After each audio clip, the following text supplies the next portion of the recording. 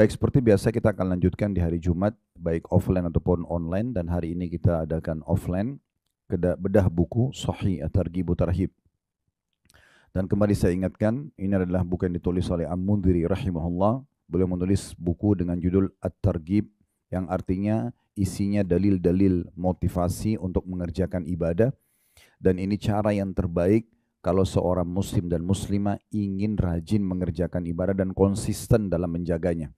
Maka cara yang terbaik adalah sering mengulang-ulangi keutamaan yang Allah janjikan. Apakah itu keutamaan ibadah sunnah atau keutamaan ibadah wajib. Maka dengan kita tahu apa yang dijanjikan, otomatis kita akan selalu ingin menjaganya dan konsisten tentunya.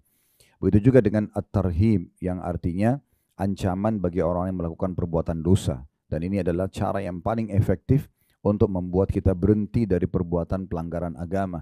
Karena kalau kita tahu ternyata perbuatan kita diancam dengan A dan B, maka kita akan hati-hati dan akhirnya tidak akan melakukan lagi perbuatan tersebut. Dan bagi orang yang sudah taubat, dia juga tidak akan kembali mengulangi perbuatan pelanggarannya. Kemudian hadis-hadis ini ditelusuri lagi oleh Syekh Albani rahimahullah, dan beliau mengeluarkan hadis-hadis yang dianggap lemah, dan akhirnya dikeluarkanlah hadis sahihnya saja. Maka keluarlah hadis atau kitab Sahih At-Targhib Tarhib. Jadi ini kurang lebih gambaran tentang buku yang kita bedah, dan kita masih berada di kitab puasa, kitab yang sama dengan sebelumnya. Namun kita masuk bab baru, bab ke-10, masalah anjuran puasa Senin dan Kamis. Tidak asing tentunya bahasa Senin dan Kamis. Mungkin kita juga sudah pernah melakukannya. Cuma yang perlu digarisbawahi Bapak Ibu sekalian, bagaimana setiap orang di antara kita peduli sekali dengan ibadah yang Allah berikan kesempatan dia untuk melakukannya. Jadi ibadah apapun yang ada di depan mata dan Allah berikan kesempatan, ini berarti Allah sedang menginginkan kita melakukannya. Dan Allah memberikan peluang itu yang belum tentu peluang itu terulang lagi.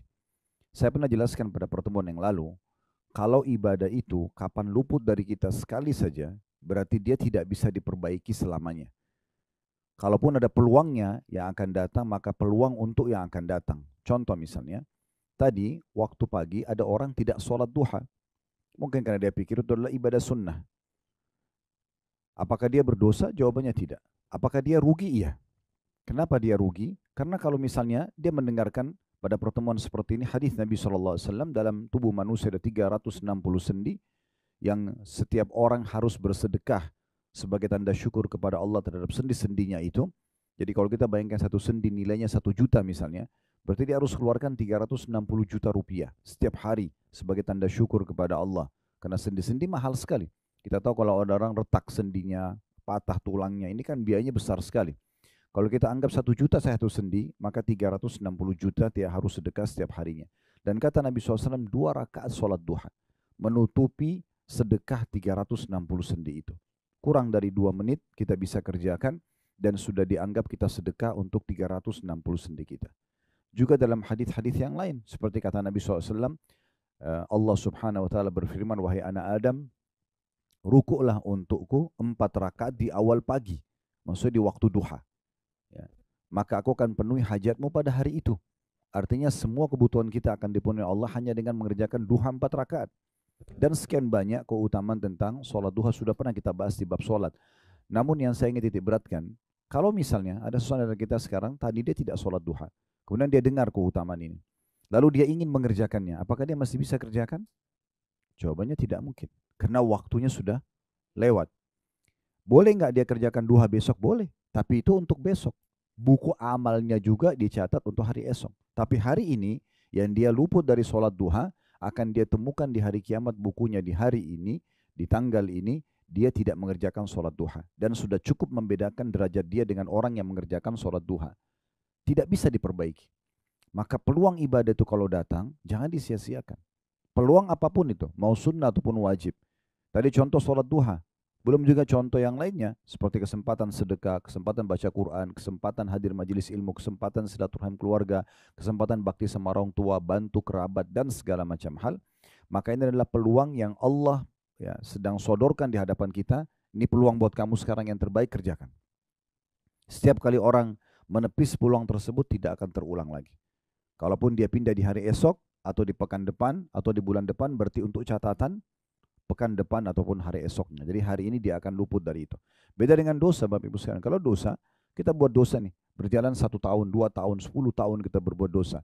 Misal 10 tahun berlanjut seseorang melakukan perbuatan dosa yang rutin. Kemudian dia bertaubat di tahun ke-11. Dalam 1 hari saja, atau mungkin beberapa detik dia bertaubat, bisa bersih semua dosanya. Aman, selesai. Ya, dia tidak akan dihukum oleh Allah Subhanahu wa taala dengan taubat nasuha. Taubat adalah sebuah resep yang sederhana, tiket VIP dari Allah Subhanahu wa taala. Tetapi itu kalau dosa, kalau amal soleh tidak bisa. Nah, sebelum kita masuk panjang lebar bahas tentang masalah puasa Senin Kamis dan puasa-puasa yang datang setelahnya akan kita bahas. Jadi mungkin ini sudah sering kita dengar, tapi permasalahannya siapa yang mengerjakannya dan siapa yang konsisten untuk menjaganya. Dan pertanyaan selanjutnya, bagi yang tidak mau mengerjakan, kenapa belum mengerjakannya? Ada masalah apa dengan puasa ini? Apakah hanya dengan istilah, kan cuma sunnah? Baik, sunnah juga perintah agama. Lalu apa gunanya kita mempelajarinya, kita mendengar keutamanya? Seperti nanti Bapak Ibu akan dengar, oh puasa Senin Kamis sudah dapat ini, dapat itu. Apakah hanya sekedar untuk didengar? Kemudian kita pulang dan mengatakan, oh tadi saya hadir pengajian dengar tentang Senin Kamis. Tidak cukup sampai di situ. Itu kalau kita persentasekan ilmu 100%, mengucapkan seperti tadi itu hanya 10%. Hanya mendengar keutamaan dan kemudian kita mengatakan, oh saya sudah tahu. 90%-nya itu dipraktek. Akan berkah yang 10% kalau kita praktekin. Dan tidak bisa Bapak Ibu sekalian kita mengkhayal kalau ibadah yang ingin kita kerjakan, kita berharap orang lain yang kerjakan. Itu nggak mungkin. Atau kita berharap nanti ada dorongan yang besar, orang yang setiap hari datang, Senin Kamis memegang tangan kita, ayo puasa yuk. Atau setiap malam, ayo sholat yuk. Nggak mungkin terjadi.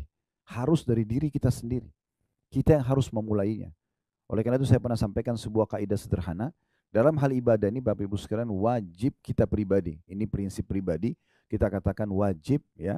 Saya paksakan diri saya untuk ibadah. Nggak bisa tidak. Mulai hari ini komitmen. Paksakan diri untuk mulai sholat malam, untuk mulai sholat duha, untuk mulai zikir habis sholat komitmen, untuk mulai baca beberapa ayat Al-Quran, untuk mulai silaturahim keluarga, bakti orang tua, jenguk orang sakit. Apa saja peluang ibadah itu yang nanti kita tidak menyesal di hari kiamat karena tidak mengerjakannya. Saya ingatkan kembali, di hari kiamat ada 3 golongan yang akan menyesal. Yang pertama ini penyesalan abadi yaitu orang-orang kafir, orang munafik, orang musyrik. Karena mereka masuk neraka, mereka kekal selamanya. Ini penyesalan abadi. Gak bisa sama sekali mereka keluar dari penyesalan tersebut. Ini Bapak Ibu bisa lihat nanti di rumah tadabburi surah Al-Mu'minun, surah nomor 23 ayat 99 sampai 115. Cerita tentang bagaimana penyesalan orang-orang kafir pada saat mereka masuk neraka karena mereka tidak akan pernah bisa keluar dari siksa tersebut dan mereka tidak merasakan mati lagi kecuali mati yang pertama. Jadi dibakar, disiksa, tapi mereka tidak bisa lepas dari situ. Ini penyesalan abadi. Penyesalan yang kedua, yaitu penyesalan orang-orang beriman, tapi lebih banyak dosanya daripada amal solehnya. Dikenal dengan istilah usatul mu'minin. Orang-orang mukmin yang bermaksiat. Jadi mereka sholat ya, tapi mereka masih zina. Mereka sholat ya, tapi mereka masih riba. Masih ada imbang begitu, dan akhirnya pada saat ditimbang amalnya hari kiamat, dosanya lebih berat. Misal amalnya cuma 90, dosanya 100, dia harus masuk neraka dulu. Ini juga menyesal. Kenapa dia dulu tidak mengerjakan amal soleh yang membuat dia bisa melampaui dosanya. Atau dia bertobat dari dosanya supaya tidak ada lagi hukuman. Ya, orang ini juga akan menyesal. Karena satu hari di sisi Allah Subhanahu wa ta'ala dalam Al-Quran dikatakan, Yaumi inda rabbika ka'alfi sanat mimma ta'udun. Satu hari di sisi Tuhan kalian di hari kiamat itu sama dengan 1000 tahun waktu kalian di dunia. Jadi kalau sama satu hari mampir di neraka, itu bukan main-main. 1000 tahun dibakar dan dipanggang. Tidak ada toleransi, tidak ada negosiasi. Penjaga neraka itu Bapak Ibu sekalian malaikat-malaikat yang sangat keras, kasar. Lihat surat Tahrim, surah nomor 66 ayat 6. Allah ingatkan itu. Ya alladzina amanu qu anfusakum wa ahlikum nara. Hai orang beriman, selamatkan diri kalian dan keluarga kalian dari api neraka. Bagaimana caranya? Dengan paksakan diri amal saleh, tinggalkan dosa-dosa, tobat segera kalau pernah melakukan. Ya, waquduhan nasu wal hijara. Bahan bakarnya manusia dan batu, alaiha malaikatun giladun syidadun la ya'sunallaha ma amaru ma yafaluna ma yu'marun. Neraka itu dijaga oleh malaikat-malaikat yang kasar, yang keras. Mereka tidak pernah bermaksiat kepada Allah dan mereka selalu mengerjakan apa yang dititahkan. Ya. Nama kelompok penjaga neraka itu Zabaniyah. Ya, kata Nabi kata Allah SWT dalam Al-Quran, "Falyad'u nadiya sanad'u Zabaniyah." Orang-orang neraka boleh panggil, siapa saja mereka boleh panggil setelah masuk neraka. Tolong saya, panggil pemimpinnya dulu di dunia, panggil orang tuanya, panggil siapa saja. Maka kata Allah, kami akan panggil Zabaniyah. Nabi Muhammad SAW jelaskan, Zabaniyah itu malaikat yang sangat besar, raksasa. Ya, sampai kalau seseorang menunggangi kuda dengan kecepatan tinggi, berjalan 100 tahun, belum bisa jalan dari awal pundak ke lehernya saja. Jadi saking besarnya malaikat Zabaniyah. Jadi bukan bodyguard yang mungkin cuma 2 meter tingginya, 3 meter tingginya. Ini malaikat raksasa yang besar yang memang kasar, keras, tidak ada toleransi. Itu semua kenapa? Karena kelalaian saja. Dan ini tidak boleh kita seperti ini terus-menerus. Harus ada masa di mana kita berubah. Ya, kita berubah menjadi orang yang lebih baik, orang yang lebih patuh. Cukup pelanggaran masa lalu, bagaimana kita perbaiki ke depan. Golongan yang ketiga, yang menyesal. Jadi yang pertama orang kafir, orang musyrik, dan orang munafik yang kekal di neraka. Yang kedua usatul mukminin. Orang-orang mukmin tapi masih lebih berat dosanya daripada amal soleh sehingga masuk neraka dulu. Walaupun cuma sehari berat, gitu kan? Apalagi sampai sebulan, 1 tahun. Kemudian yang ketiga adalah orang-orang mukmin yang masuk ke dalam surga. Ya, jadi walaupun kita masuk surga, kita nanti ada penyesalan. Kenapa penyesalannya? Karena ada peluang-peluang untuk mendapat derajat lebih tinggi, tapi kita tidak keraih di masa dunia. Saya nanti kita bilang pada saat lihat istana di atas sana lebih tinggi dari kita, oh dulu kalau saya rutin sholat duha saya dapat itu ya. Kalau saya puasa Senin dan Kamis saya dapat itu ya. Tapi karena sudah lewat, sudah terlanjur masuk ke akhirat, tidak bisa lagi diperbaiki.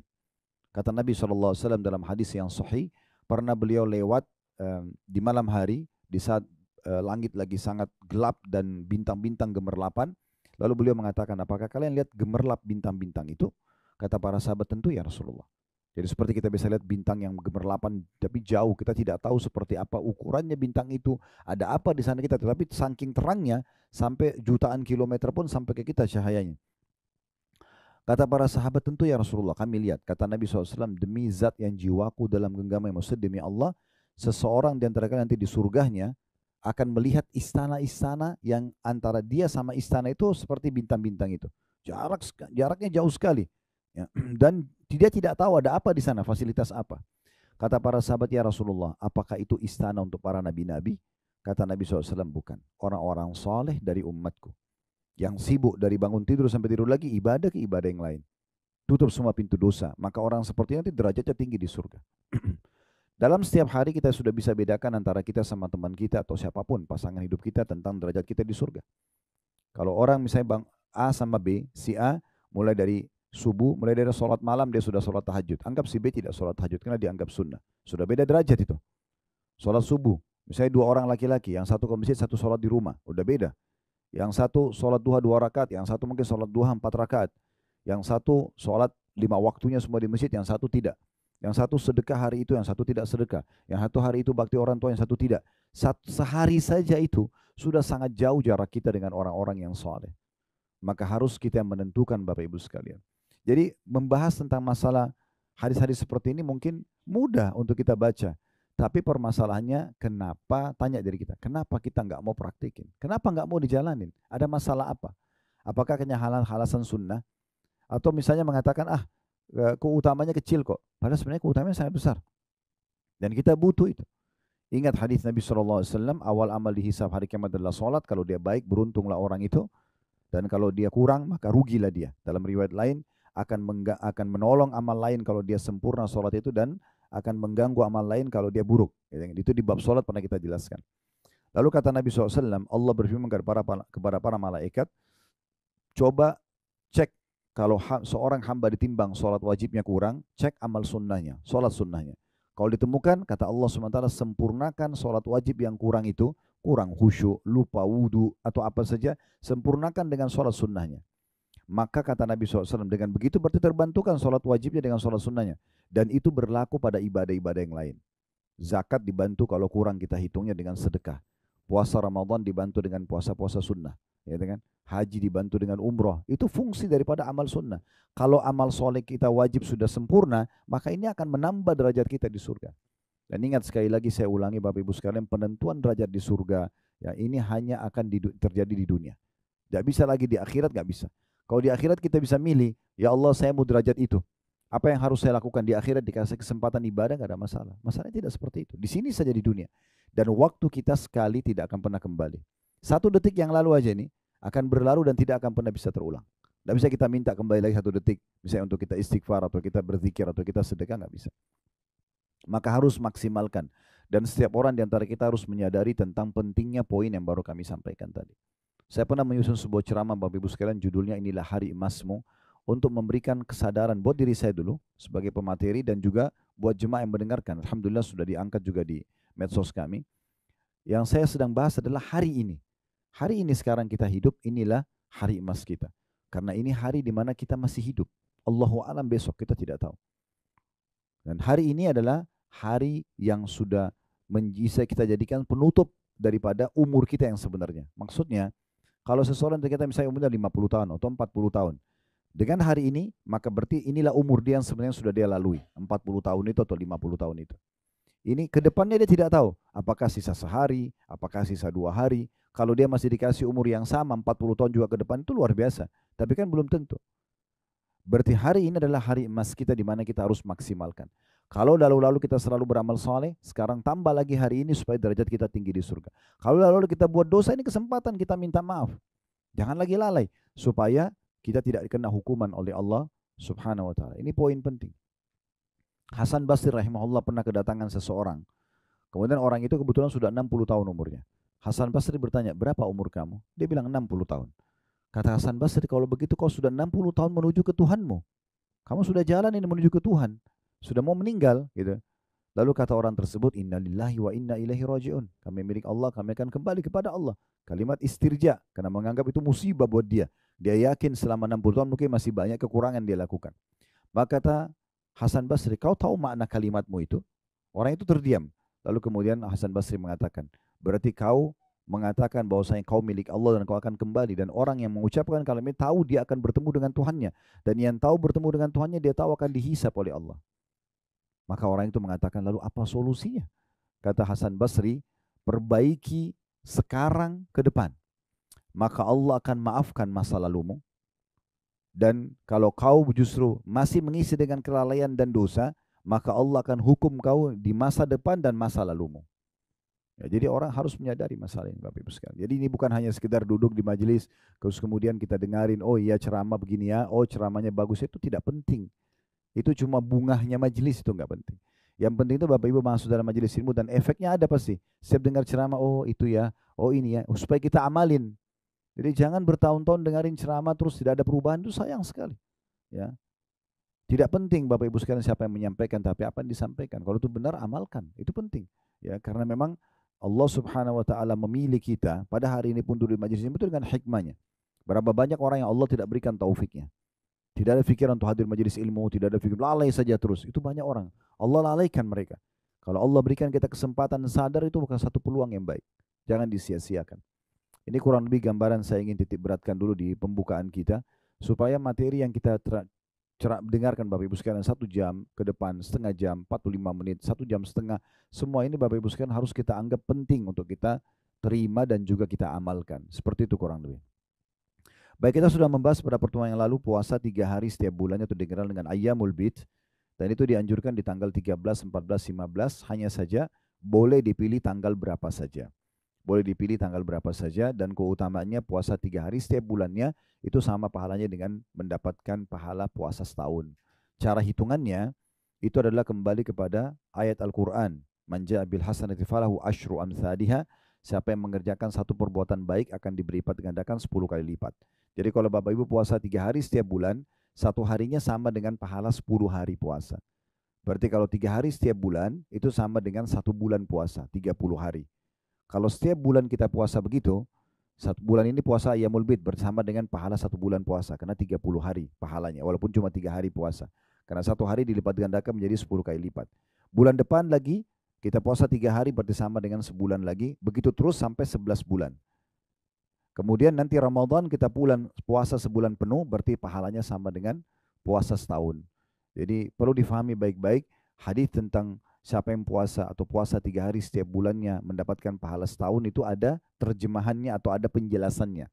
Yaitu kalau Bapak Ibu puasa rutin setiap bulan 3 hari, 11 bulan berturut-turut ditambah 1 bulan Ramadan full, nah baru pahalanya 1 tahun. Jadi kalau cuma bulan ini puasa Ayyamul Bid, bulan depan tidak, nggak dapat. dapat cuma puasa harian saja.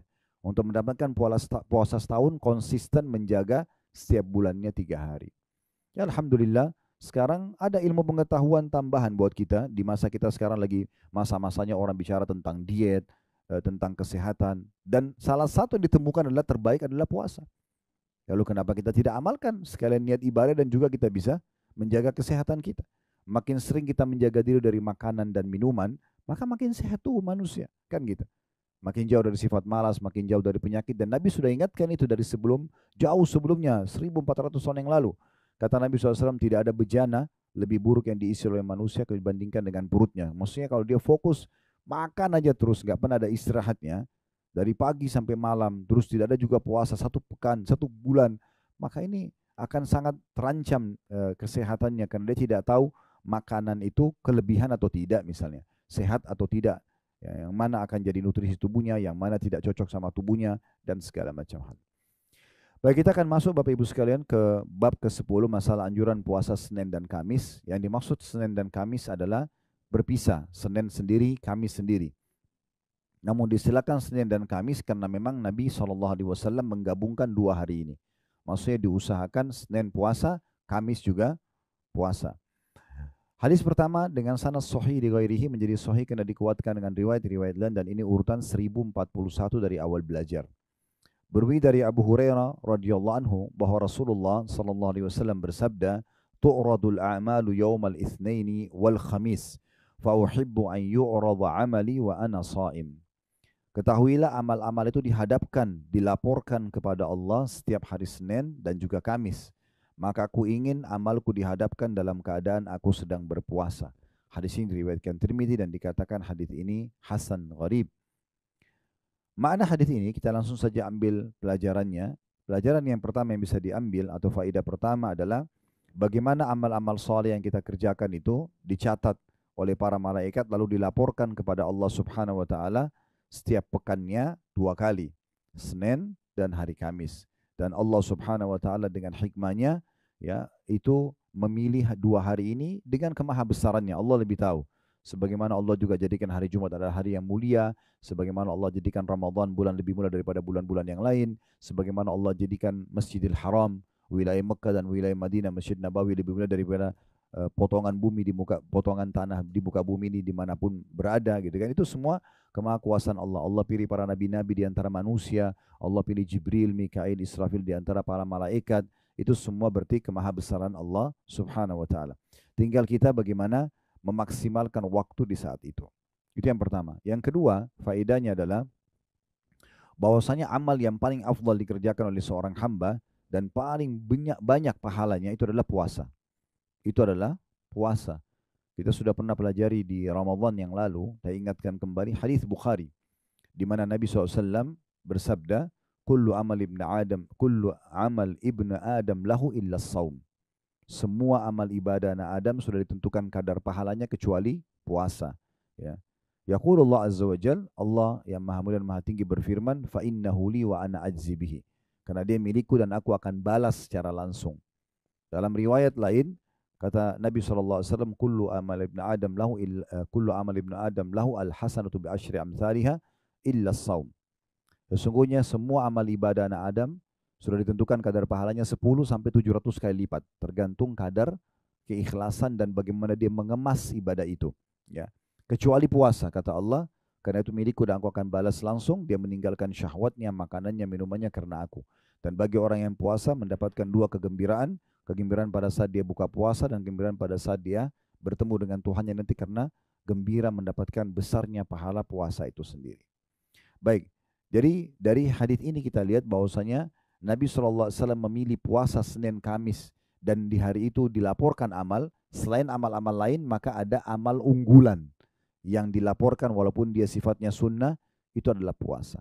Karena puasa itu betul-betul luar biasa, kita mengontrol waktu yang cukup panjang, hawa nafsu kita dari pelanggaran-pelanggaran agama, bahkan yang dihalalkan pun makanan, minuman, biologis halal pun kita tinggalkan karena Allah Subhanahu wa taala, maka Allah akan membalas dengan pahala yang besar. Ya, selain tentu tadi saya bilang, puasa juga bisa membawa pada kesehatan.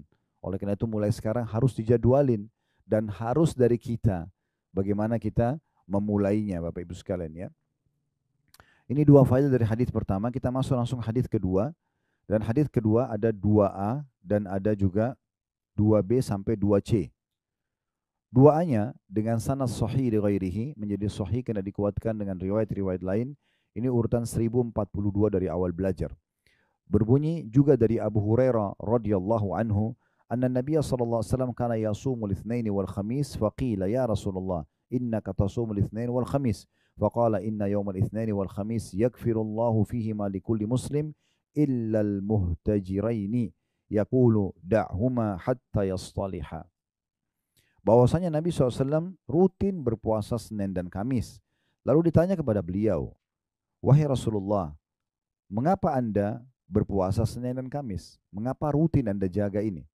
Maka kata Nabi SAW, karena sungguhnya Allah mengampuni setiap muslim pada hari Senin dan Kamis. Kecuali dua orang yang saling bermusuhan. Allah akan berfirman kepada para malaikat, biarkan keduanya sehingga keduanya berdamai. Ya, ini riwayat 2A-nya.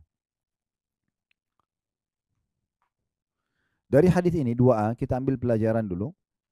Dan hadis ini riwayatkan di Ibnu Majah dan rawi-rawinya thiqah. Yang baca bukunya di halaman 356 itu thiqah dimiringkan tulisannya karena memang bahasa Arab, artinya terpercaya.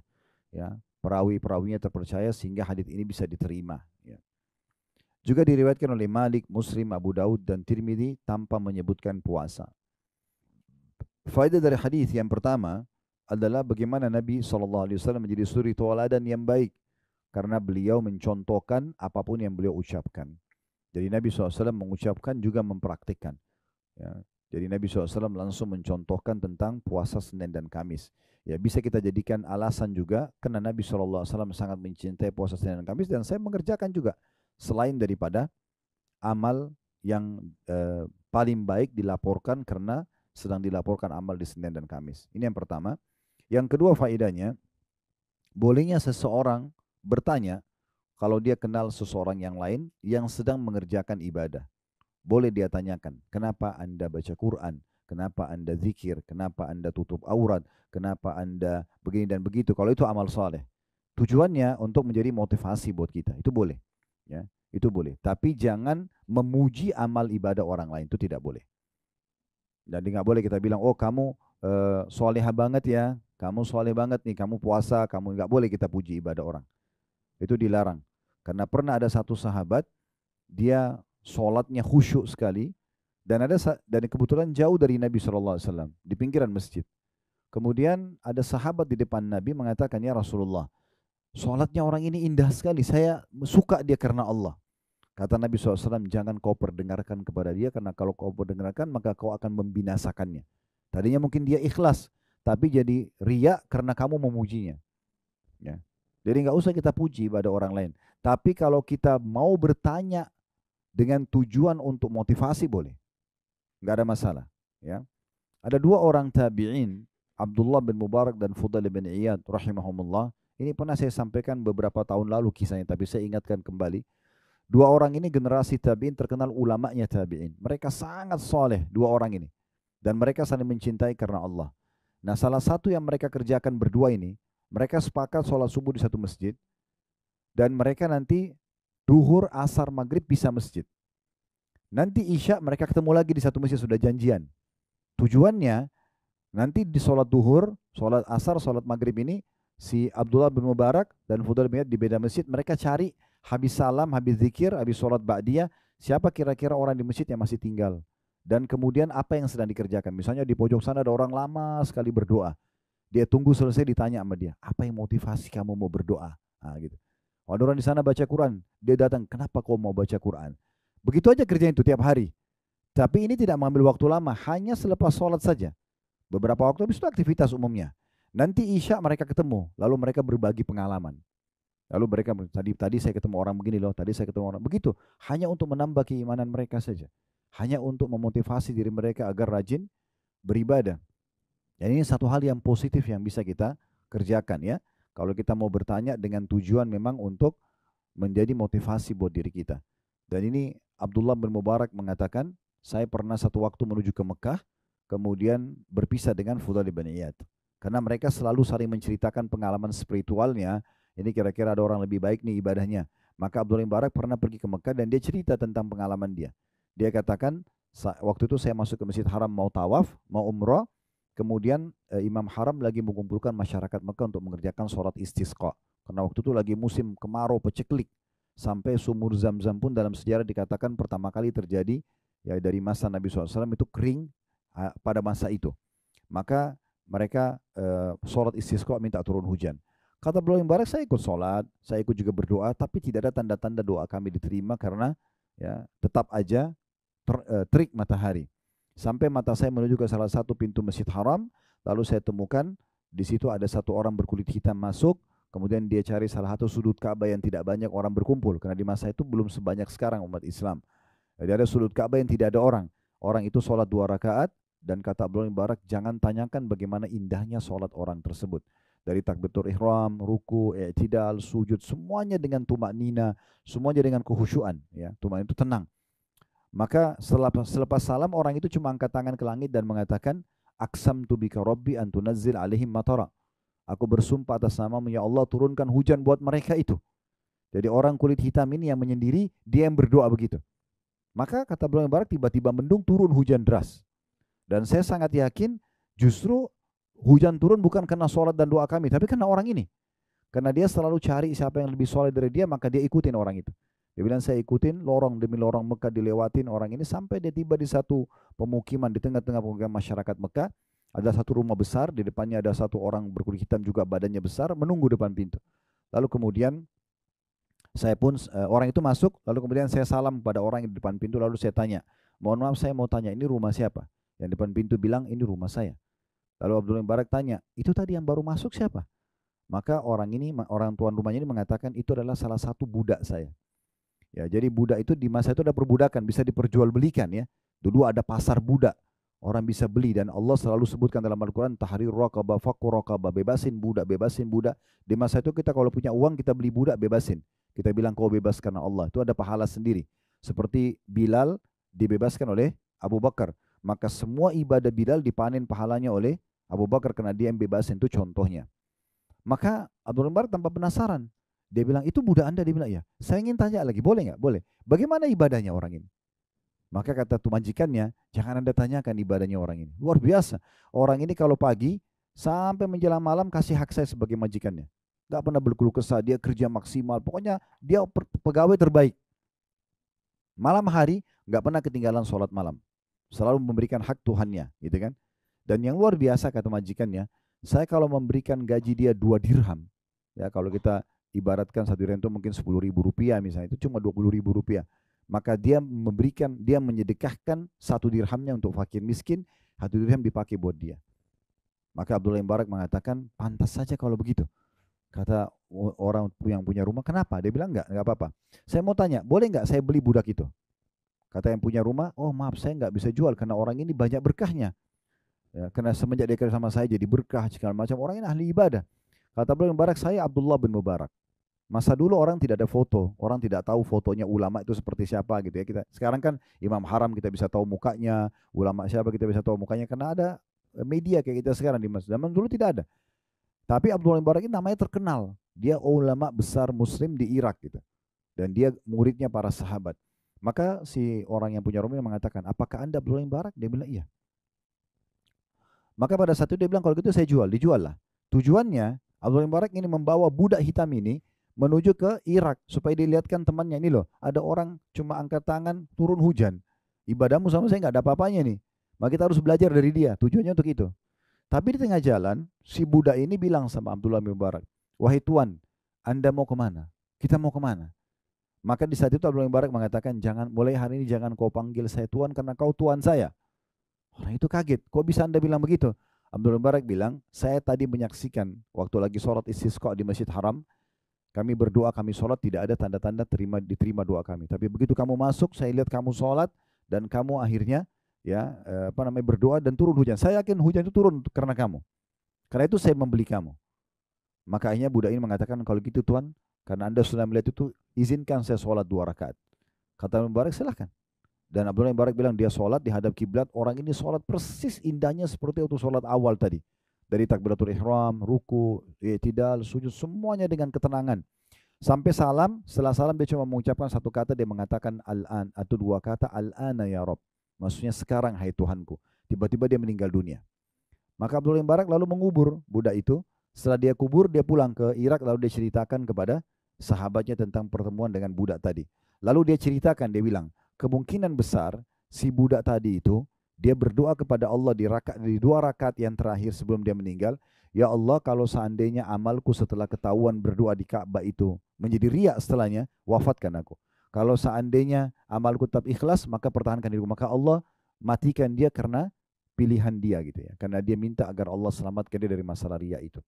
Jadi ini poin yang penting sekali. Bagaimana kita bisa ambil pelajaran dari orang-orang yang selalu belajar dari kebaikan-kebaikan ya.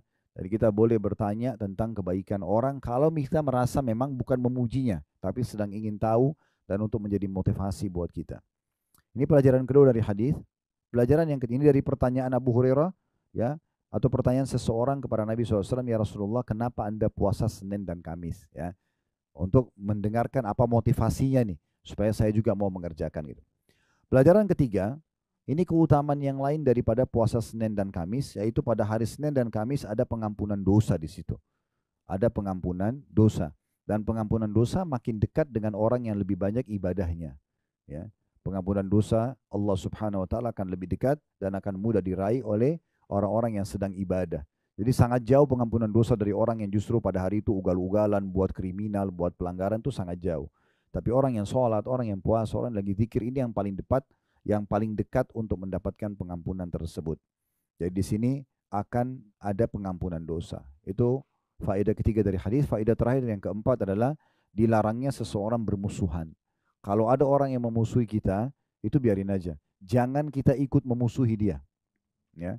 Ini memang tingkat tinggi ya dari tazkiyatun nafs, pensucian jiwa. Memang berat. Orang masalah sama kita, tetapi di saat dia membenci kita, kita tidak ikut membencinya. Di saat dia menyerang kita, kita tidak balas dengan serangan. Dengan harapan kita mendapatkan pahala ekstra. Ya. Di Senin Kamis kalau terjadi pada kita itu kita dapat pengampunan, dia tidak dapat pengampunan. Ya, kalau bahasa saya yang lain, biarkan orang lain punya masalah sama kita, tapi jangan kita punya masalah dengan orang. Orang kalau gibah kita biarin aja. Itu urusan dia. Kita nggak usah balas dengan gibah, karena dia dihukum, kita dihukum. Kalau kita difitnah oleh dia, kita balas fitnah, dia dihukum, kita dihukum. Nggak ada manfaatnya. Ada sumber pahala Bapak Ibu sekalian yang bisa kita dapatkan selain dari amal yang kita kerjakan. Amal soleh, kalau kita kerjakan dapat pahala. Ada nggak sumber pahala yang lain? Ada. Di pahala ibadah sendiri ada. Dengan kemasan. Dengan mengerjakan tepat waktu. Menjaga kualitasnya. Dan jumlah kuantitasnya itu akan mendapatkan ekstra pahala. Contoh saya pernah ingatkan ya. Saya pernah bahasin dan saya ingatkan lagi. Kalau ada orang bangun malam hari. Lalu dia karena tidak bisa tidur lagi. Dia bilang saya tahajud aja deh. Lalu dia sholat tahajud. Dapat pahala kan apa? Sesuai dengan kadar keikhlasan dia. Tapi dia akan beda pahalanya dengan orang yang mengemas ibadahnya. Dia sebelum tidur udah niat mau tahajud. Dia udah siapin mukenahnya yang terbaik, dia sudah pakai bubui minyak wangi. Kalau laki-laki mungkin sudah siapin kopiahnya, baju kokonya, baju khusus ketemu dengan Allah. Dia udah pilih surah-surah yang dia mau baca. Ini namanya kemasan terhadap ibadah itu. Beda pahala dengan tadi orang yang tahajud saja karena dia tidak bisa tidur, dengan orang yang sudah atur dikemas sebelumnya. Nah, beda orang contoh yang lain mau bersedekah. Dia ketemu orang miskin, pada saat itu baru kemudian dia korek kantongnya, dompetnya, atau tasnya, apa yang ada, 100.000, 50.000, 10.000 itu yang dikeluarin sama dia. Mau uang baru, mau uang tua, pokoknya yang penting sedekah. Berpahala kan berpahala. Itu urusan dia sama Allah, masalah keikhlasan. Tapi ada orang yang sebelum keluar rumah sudah sisipin uang di dompetnya, ini yang 100.000 baru memang untuk orang fakir miskin nih. Dikemas sama dia. Nanti dia sudah niat, nanti kalau ketemu dia akan kasih. Apalagi ada targetnya orang yang dia datangin. Nah itu akan beda pahalanya karena ada kemasan terhadap ibadah tersebut. Ya. Haji dan umroh, itu juga begitu. Dia memang sengaja mengemas agar dia memakai fasilitas yang terbaik. Hotelnya, pesawatnya. Untuk Allah SWT. Dia nikmati juga dapat pahala. Itu juga akan beda. Dengan orang yang punya kemampuan tapi sengaja tidak mau. Misal. Dan seterusnya. Pernah ada hadis Nabi SAW. Bukan hadis Nabi tapi penyampaian dari Aisyah radhiyallahu anha. Dikatakan juga ini adalah bagian daripada sunnah. Aisyah mengatakan radhiyallahu anha, Nabi SAW pernah mengumpulkan kami para istrinya lalu berkata, sesungguhnya orang yang paling pertama menyusul aku nanti, meninggal setelah aku meninggal, adalah orang yang paling panjang tangannya di antara kalian. Kata Aisyah radhiyallahu anha, setelah Nabi SAW meninggal, hampir setiap hari kalau kami ketemu, para istri Nabi ini ukur tangan. Siapa yang lebih panjang tangannya? Karena dianggap itu orang yang paling pertama meninggal. Itu yang mereka faham. Ternyata, kata Aisyah, kami memahami maksud Nabi ini justru setelah meninggalnya Zainab. Jadi saat itu Nabi namanya Zainab meninggal duluan. Ya, di situ kami faham ternyata yang dimaksud oleh Nabi SAW tangan panjang itu adalah orang yang paling suka bersedekah. Semua istri Nabi suka sedekah. Tapi Zainab ini berbeda. Aisyah menggambarkan, kalau Zainab ini, kalau misalnya dia mau menyumbangkan baju perang untuk para mujahidin, dia bukan beli di pasar yang sudah jadi lalu dikasih, tapi dia buat sendiri. Dia kalau mau memberikan orang buka puasa, dia bukan beli langsung makanan jadi, dia buat dengan tangannya sendiri. Nah ini namanya kemasan ibadah itu. Itu ada nilainya. Beda, karena ada pengorbanan ekstra, akan ada juga pertambahan pahala di situ. Nah seperti itu memahaminya. Jadi kita kembali ke tadi, ini ada larangan untuk bermusuhan, dan usahakan Bapak Ibu sekalian kita akan selalu tenang ya dalam menghadapi setiap permasalahan. Toh ujian itu akan datang. Tidak ada orang di muka bumi ini hidup 100% semua orang suka sama dia, enggak ada. Ada saja orang yang tidak suka ya. Maka jangan terganggu dengan yang tidak suka. Yang suka selesai, yang tidak suka udah tinggalin aja. Enggak usah habisin energi kita untuk itu. Apalagi balas kejahatan mereka dengan kejahatan itu enggak penting. Ya itu enggak penting. Jadi enggak usah balas keburukan tersebut. Dan ini dicontohkan oleh Nabi SAW. Waktu pembebasan kota Mekah Bapak Ibu sekalian, Nabi SAW membawa 10.000 pasukan. Dan Mekah takluk tanpa perlawanan pada saat itu. Dalam hukum perang, itu kalau satu kekuatan militer udah masuk ke satu lokasi dan menguasainya, maka semua wilayah itu jadi kekuasaannya. Dia bisa hukum mati siapa saja yang dia mau, dia bisa terapin apa saja yang dia mau gitu kan. Nabi SAW 13 tahun dihina di Mekah, dicaci maki, diusir dari kampung halamannya, dituduh penyihir, penyamun, segala macam. Waktu Nabi SAW berhasil menang, beliau kumpulkan tokoh-tokoh Quraisy, lalu beliau mengatakan sambil memegang kedua dinding pintunya Ka'bah, kira-kira apa yang akan saya lakukan pada kalian? Mereka sudah tahu nih, ini panglima perang, masuk dengan pasukannya berarti bisa berbuat apa saja. Maka tokoh-tokoh Quraisy mengatakan, engkau adalah kerabat terbaik kami, hai Muhammad, engkau adalah orang yang paling baik akhlak yang kami kenal, maka berbuat baiklah pada kami. Maka kata Nabi SAW, hari ini aku akan ucapkan seperti yang diucapkan saudaraku Yusuf, la tathriba alikumul yaum.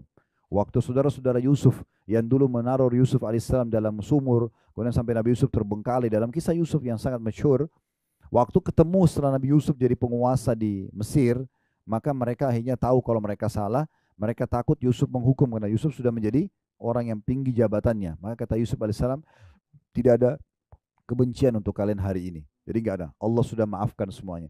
Ya memang itu butuh kebesaran jiwa untuk bisa sampai pada level itu. Tapi dipastikan Bapak Ibu sekalian, insya Allah orang yang selamat dari stroke, dari penyakit-penyakit yang kronis itu justru orang yang seperti ini. Hidupnya simple.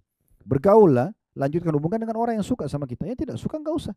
Ya, sudah selesai, simple. Dan jangan balas keburukan orang dengan keburukan juga. Ya gitu. Selesai. Itu sederhananya. Ya.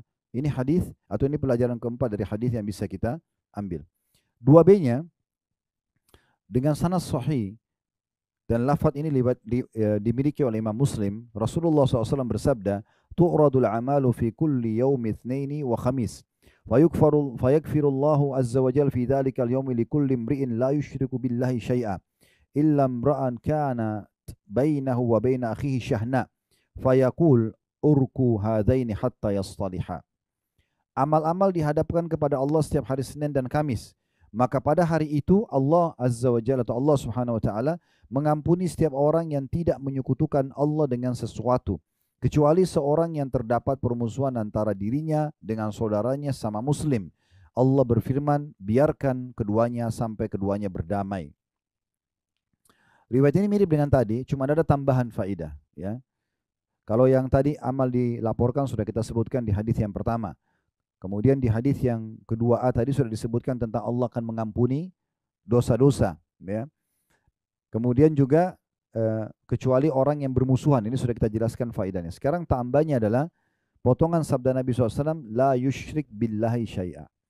Termasuk orang yang diampuni adalah orang yang tidak berbuat syirik kepada Allah. Apa itu syirik? Menyekutukan, mempartnerkan Allah dengan makhluknya. Kapan ini Bapak Ibu lakukan, maka pengampunan akan gugur. Ya, akan gugur. Mungkin contoh-contohnya jelas kalau kita kembali kepada orang-orang kafir Quraisy dulu. Mereka itu Bapak Ibu sekalian, Abu Lahab, Abu Jahal, ya, Umayyah bin Khalaf, tokoh-tokoh Quraisy yang terkenal. Mereka itu tahu kalau Ka'bah ini rumahnya Allah. Mereka juga haji. Ya, mereka juga bersedekah. Mereka juga silaturahim. Banyak yang mereka kerjakan dari kebaikan-kebaikan dari ajaran Nabi Ibrahim alaihissalam. Cuma sayangnya mereka berbuat kesyirikan. Apa itu? Mereka datangkan patung, lalu mereka anggap patung ini punya kekuatan seperti Allah. Jadi partner. Jadi mereka berdoa sama Allah, mereka tahu tapi mampir juga di patung, minta juga sama patung itu. Maka ini namanya menyekutukan Allah. Ini tidak boleh, ini perbuatan syirik kepada Allah SWT. Mungkin di masa kita sekarang seperti orang pakai jimat, ya. Ini bisa menolong dia dari ini dan itu. Nah, ini semua tidak boleh. Makanya kata Nabi SAW, apapun yang digantung di badan dengan niat itu bisa memberi manfaat atau mudarat, maka itu jimat. Ya, dan kata Nabi SAW, man allaka tamim faqad asyrak. Siapa yang menggantungkan jimat, maka dia telah berbuat kesyirikan. Ya, dia tidak boleh sama sekali. Ya. Dan di sini tidak disebutkan apakah syirik besar atau syirik kecil. Berarti hati-hati juga dengan riya. Ya.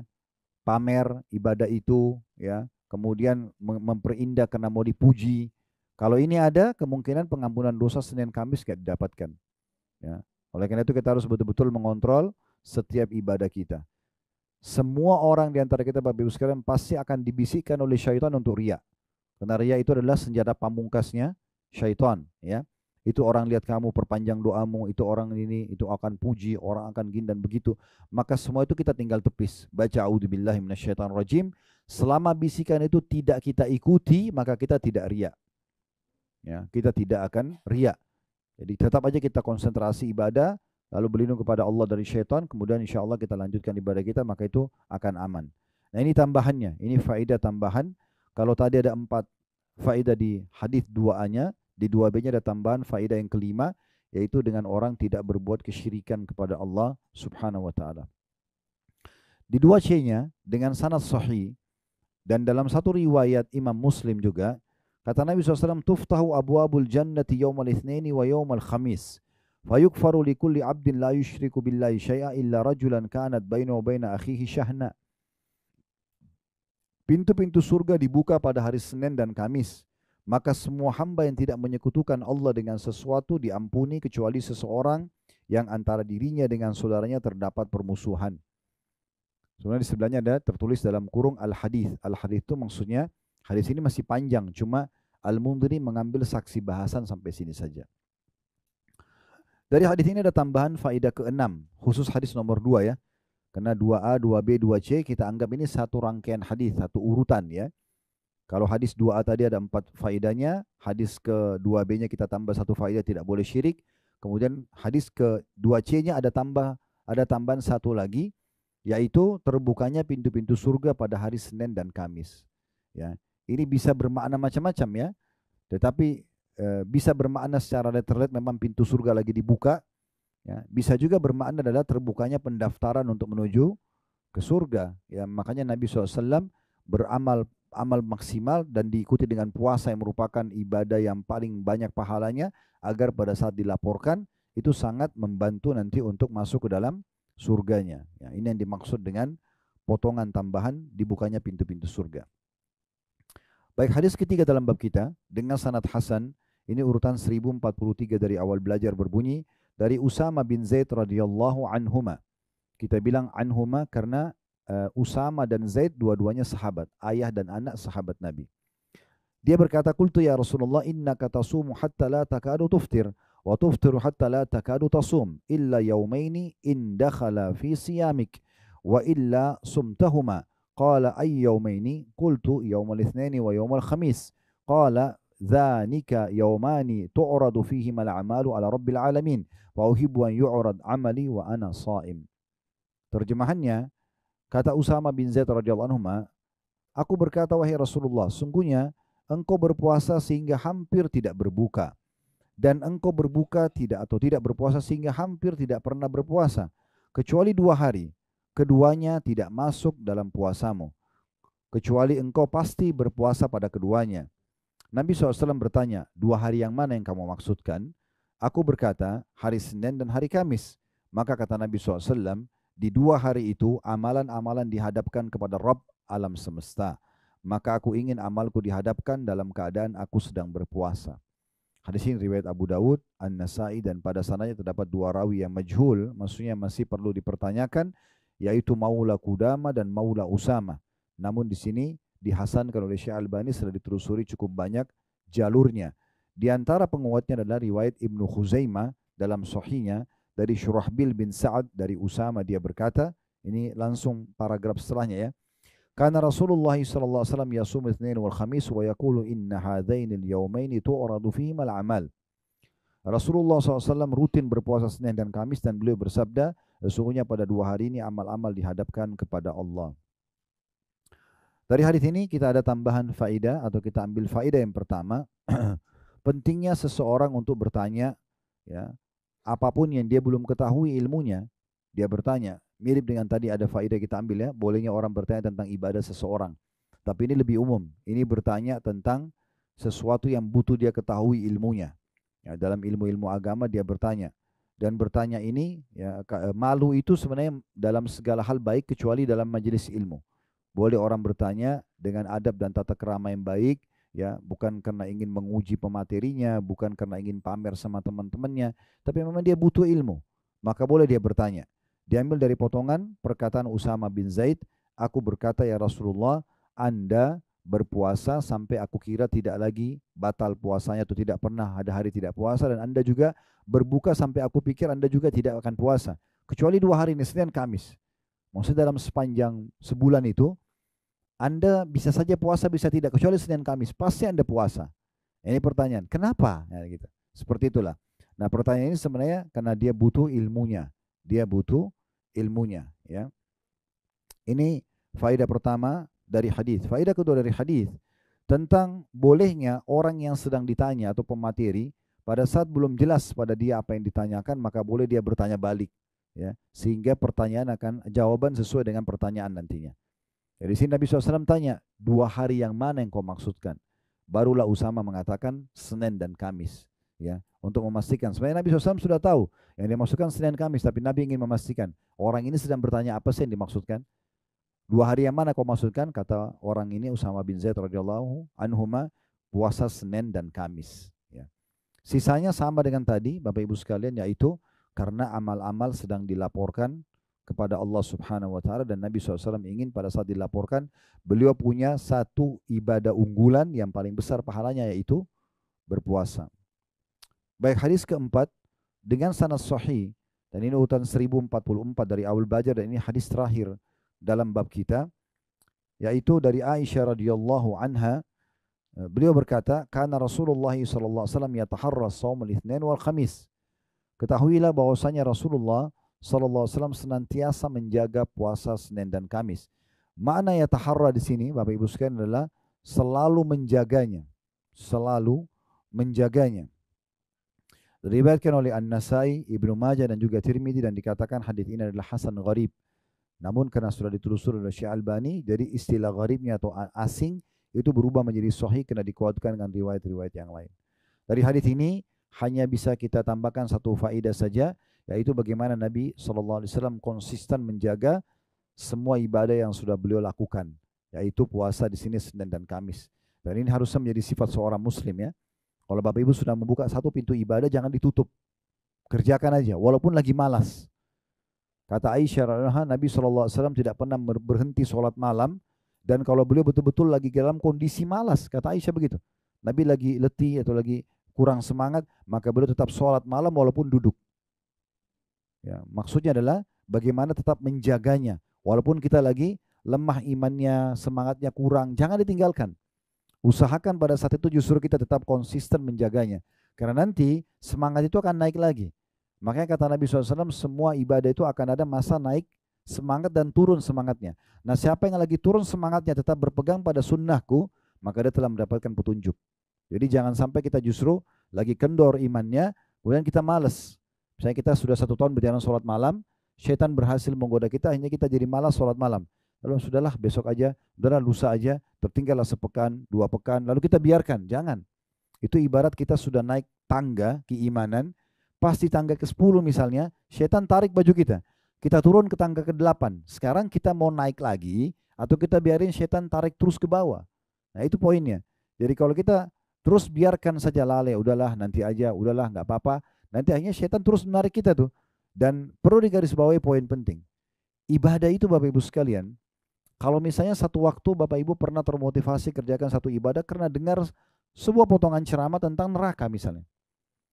Lalu kita semangat, oh kayaknya saya nggak mau masuk neraka nih, saya mau ibadah, saya mau tobat. Lalu Bapak Ibu berubah nih, taubat, ya kan? Kita mulai berubah tuh, 1 tahun, 2 tahun kita jadi baik. Kalau sampai kita membuka pintu syaitan untuk membisik kita lemah, turun level iman kita. Dalam istilah agama kita futur. Futur itu maksudnya jatuh dari turun dari level ibadah yang tadinya kita sudah sampai, kita sangat semangat, kadang-kadang kita bisa nangis kalau berdoa, terus kita turun levelnya. Kenapa? Karena kita buka pintu dosa. Ya. Turunlah dia. Nah, untuk kembali ke level iman yang pertama, itu butuh pendongkrak yang lebih kuat. Walaupun Bapak Ibu dengarin ceramah yang awal memotivasi kita, itu belum tentu bisa mengembalikan kita ke level itu. Harus butuh pendongkrak yang lebih kuat lagi. Oleh karena itu kalau sudah sampai pada satu level tertentu, jangan turun. Konsisten selalu jaga itu. Selalu dijaga dengan cara tetap komitmen menjaganya. Ya, komitmen menjaga sambil berdoa kepada Allah Subhanahu wa taala. Ingat selalu saya bahasakan untuk istiqomah jaga 4 hal. Ya, yang pertama majelis ilmu. Tujuan duduk seperti ini untuk menambah iman kita. Iman itu akan datang dengan ilmu. Gak bisa, iman tidak ada kalau tanpa ilmu. Duduk begini nanti akan bertambah imannya. Ilmu dulu, kemudian datang iman. Iman ini kalau datang Bapak Ibu sekalian, orang sudah berubah. Orang bodoh jadi pintar, orang penakut jadi pemberani, orang pelit jadi dermawan. Itu iman mengubah semuanya. Dan kita akan terdongkrak untuk mengerjakan amal saleh dan meninggalkan perbuatan dosa. Maka harus betul-betul kita jaga ini, komitmen gitu ya. Kalau tidak bisa dan harus dari kita keputusannya. Nah ini poin penting. Baik, ini ada bab setelahnya, tapi saya lihat hadisnya mungkin ada sekitar 5 buah hadis tentang puasa selain daripada hari Senin dan Kamis. Dan insya Allah mudah-mudahan apa yang kita pelajari bermanfaat buat kita semua. Dan Allah jadikan ini sebagai tambahan amal kita pada hari kiamat. Dan Allah mudahkan kita untuk mengamalkan tentu ilmu ini. Dan semoga saja Allah Subhanahu wa taala juga menjadikan kita orang-orang yang selalu ikhlas karenanya dan juga selalu dicatatkan meraih pahala maksimal dan juga akan masuk surga tanpa hisab. Allahumma amin.